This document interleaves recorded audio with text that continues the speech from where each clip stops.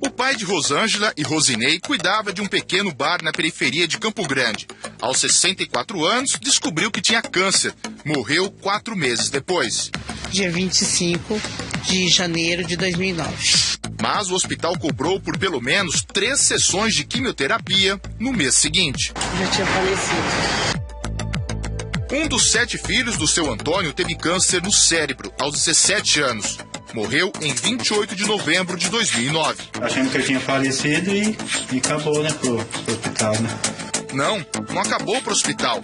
O Sistema Único de Saúde, o SUS, pagou por um suposto tratamento do garoto 1 mês depois da morte dele. Sessões de quimioterapia em pacientes que já tinham morrido. Cobrança por tratamento contra o câncer que nunca foi realizado. E o fechamento do setor de radioterapia de um hospital público para beneficiar clínicas particulares. Todas essas irregularidades foram descobertas em uma investigação da Polícia Federal, do Ministério Público e da Controladoria Geral da União, na capital de Mato Grosso do Sul.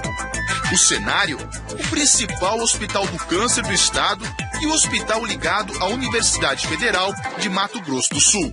Entre os investigados, os médicos José Carlos Dorsa Vieira Pontes e Adalberto Ciufi. Dorsa era diretor do Hospital Universitário e Ciufi dirigia o Hospital do Câncer. Aos poucos, as investigações foram revelando uma forma cruel de desvio de dinheiro público aqui no Hospital Universitário. O setor de radioterapia, um dos principais tratamentos de combate ao câncer, teria sido fechado de propósito, para que os pacientes fossem tratados pelas clínicas privadas do grupo investigado. Com o atendimento interrompido no Hospital Universitário desde 2005, os pacientes com câncer passaram a ser encaminhados para o Hospital do Câncer. Num relatório, a Polícia Federal afirma que se trata de um conluio entre Adalberto Ciufi e José Carlos Dorsa para manter desativada a radioterapia do Hospital Universitário, para que os pacientes fossem encaminhados ao Hospital do Câncer e de lá para a clínica do próprio Adalberto. As responsabilidades públicas eram deixadas de lado em prol da própria empresa particular. Em nota, o Ministério da Educação, responsável pelo Hospital Universitário, diz que a transferência do serviço de oncologia foi decidida por uma comissão de gestores, que reúne a Secretaria Estadual e as Secretarias Municipais de Saúde do Estado. Mas, na última terça-feira, enquanto o Fantástico gravava esta reportagem, o setor de radioterapia da unidade voltou a funcionar. Os 2 médicos investigados não comandam mais os hospitais. Segundo a Controladoria Geral da União, a clínica particular do Dr. Adalberto recebeu quase metade do que o Hospital do Câncer gastou entre 2008 e 2011. Em quase 25 milhões de contratos do Hospital do Câncer, temos 11 milhões direcionados especificamente à empresa desse servidor. Para o Ministério Público, o diretor do Hospital do Câncer jamais poderia ter contratado a própria clínica. A direção do hospital contratava empresas que pertenciam à diretoria do hospital e isso, por uma resolução feita pelo Ministério Público, é proibido. O médico deixou a diretoria, mas continua atendendo os pacientes no hospital. Quem determinou a quantidade de pacientes, quem determinou o número de valores repassados, diretamente com a empresa, que não fui eu.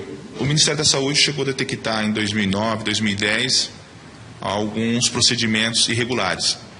Exemplo, quimioterapia em pacientes que já estavam mortos. Ocorre, o paciente faleceu e você não fica sabendo, ele mora no interior.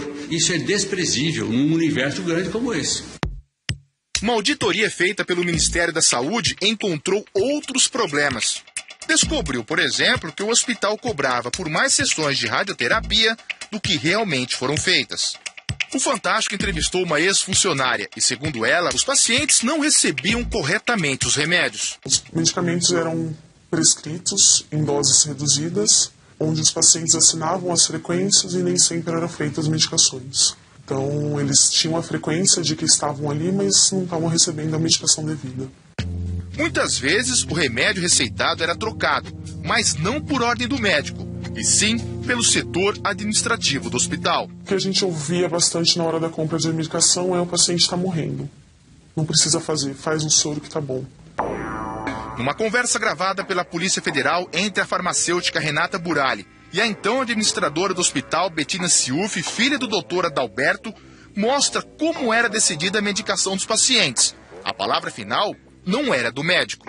Estou com uma prescrição aqui de um paciente do CTI, que a médica passou um antifúngico pra ele. É caro pra caralho esse negócio. Nem eu ia pro termo, tá? Essa doutora Camila que passa essas coisas cabulosas. Na hora que eu vi o preço, falei, não. Encontramos a farmacêutica. Você falar que é cabulosa a receita e falar nananana, sem que nem médica você é. Mas assim, porque o que acontece? Quando chega uma prescrição assim, que a gente acha que é fora do padrão, eu tenho que pedir autorização. Procurada, Betina Silf não quis gravar entrevista. O pai falou por ela. Remédio caro, nunca importou. Tudo que foi de melhor para o paciente sempre foi. Vai se comprovar que não teve desvio nenhum, que não teve nenhum abuso, que não se cometeu nada de ilegal nisso aí. Em julho do ano passado, o Fantástico já havia mostrado denúncias de mau atendimento no hospital universitário, quando José Carlos Dorsa ainda era o diretor. Esses pacientes no corredor dos hospitais universitários é uma sobrecarga a esses hospitais que não deveria existir, porque isso dificulta a qualidade. As investigações mostram agora que logo depois dessa entrevista, José Carlos Dorsa telefona para um amigo. 2 horas de entrevista no Fantástico. Ai, meu. É um horror, viu? Eu só falei coisa assim boa. Apesar do cara ser grosseiro, agressivo, falei assim, bem calmo, falar muito minha opinião, sabe? Lógico. Bem falso, né? Uhum. Em outra conversa, José Carlos Dorsa fala com um médico. Eles armam um plano grave, discutem como alterar informações sobre a morte de uma paciente. Como é que vai descrever aquela válvula transcatéter que abriu a mulher lá? Aquela que nós abrimos para fazer transapical, morreu a mulher. Como é que foi?